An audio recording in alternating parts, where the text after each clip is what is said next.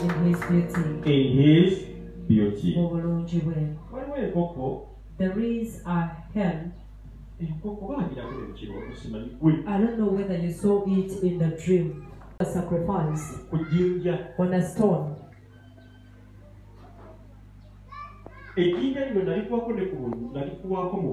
I have ever prophesied to you about this stone. The God held up a hand and slaughtered it on this stone and the blood was shed. This is an evil spirit. It is an evil spirit of the family. It was a hen.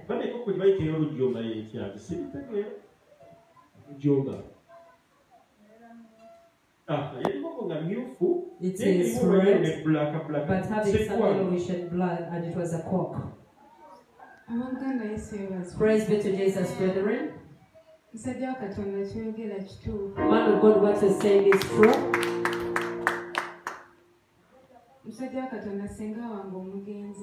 Man of God, my late auntie, used to sacrifice hens. So when you have talked about the Rujumba, have you ever gone to talk about these hens in a dream?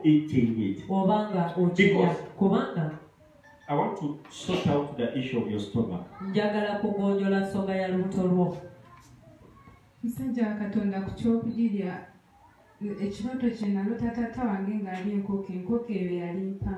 Man of God, during that time, it was my father eating a hen and it was a cock. Let us come before the Lord.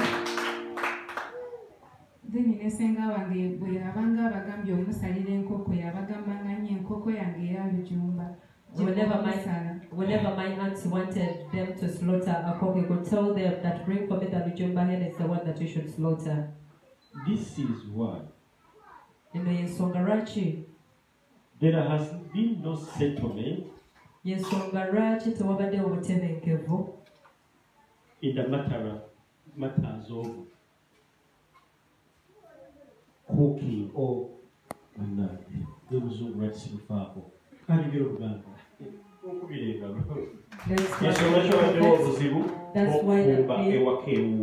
that is why the problem it is like breaking through and then it deteriorates. Man of God, what you said is true.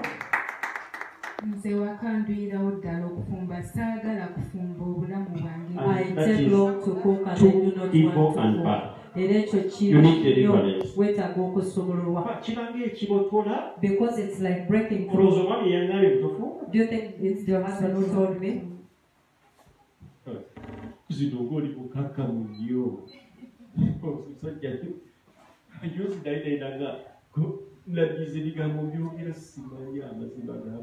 I was with him of recent and he told me that, man of God, I speak words when I don't know. And he told me that the other bottle, he said that I thought I was holding something else. It is like breaking through and then you deteriorate. You need to do a good home.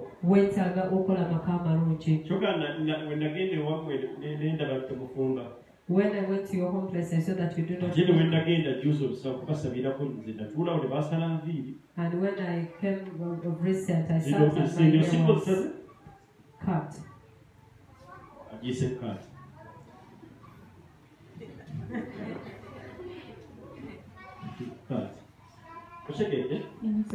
I want to deliver you, your home in terms of food. You yourself, you have to first deliver your home. And you show interest in cooking. It's like breaking through and then you leave it later. What the man of God is saying is true. Don't you see that it's the spirit using you? What do you think? Because speaking, you haven't told me that the spirit of God is telling you, is watching. That is why you break through in cooking and then later. If we can flash back, you can see that it's the Holy Spirit using the particular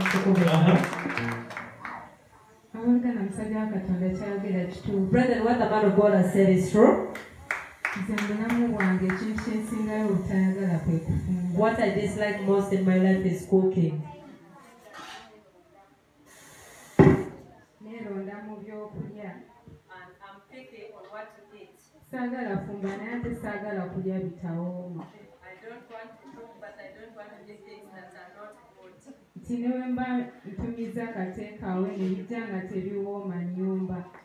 Even when I request for takeaway and they come when they are not nice, I quarrel. But yet I do not want to cook.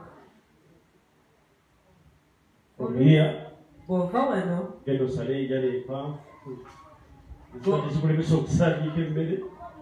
go and put on long nails because you are a wife material.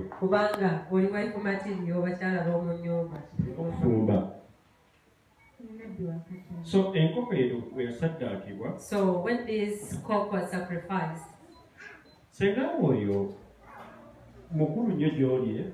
is that auntie so important to you?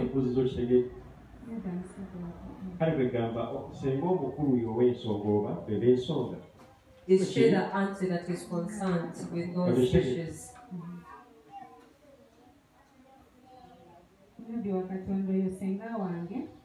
Man of God, that aunt of mine, she was born with my father. And they were followers. Yes, man of God.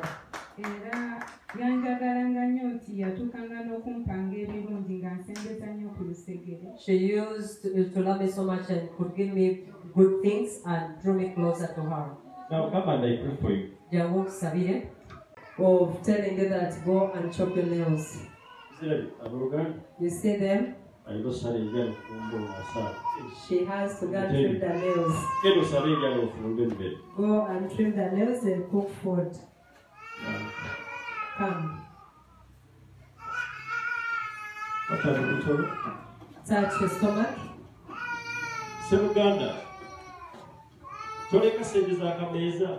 You don't need money.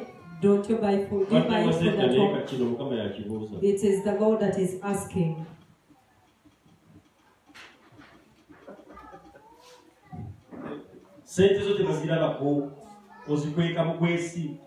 You just hide your money, they do not see it. I told you that never hide your money away from this woman because she has your prosperity. You don't buy food from here. I'm praying for you. Buy a bunch of banana and buy a chicken or meat. Chicken. Let this woman cook. From here, the Lord will start blessing you as you eat it, as you eat it,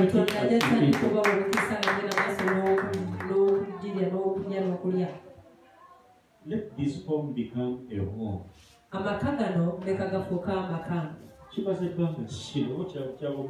How long has this taken? Or ever since? It is Jesus that was saying this. You have preserved it. Whenever she wants to try cooking, she leaves it. This one you see here. But it's not her, but there is a spirit.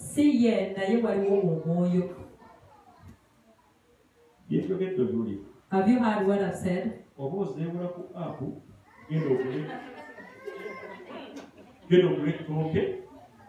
and buy a bunch of matoke.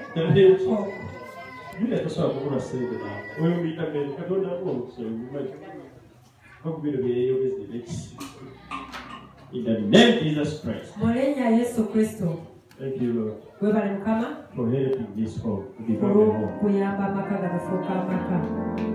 Take a step as for Jesus. Atukubire Yesu. You are here. Mulaba maboluganda bali wano. I pray for your homes to be blessed like this one is home now.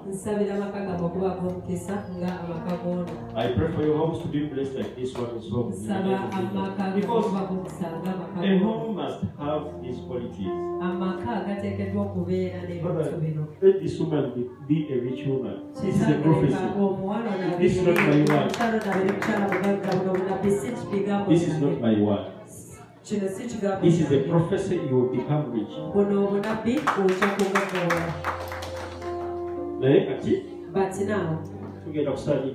we are going to, when Kasaba comes, we prepare it. If it is peace, we should eat it together with our husband and we shall prosper.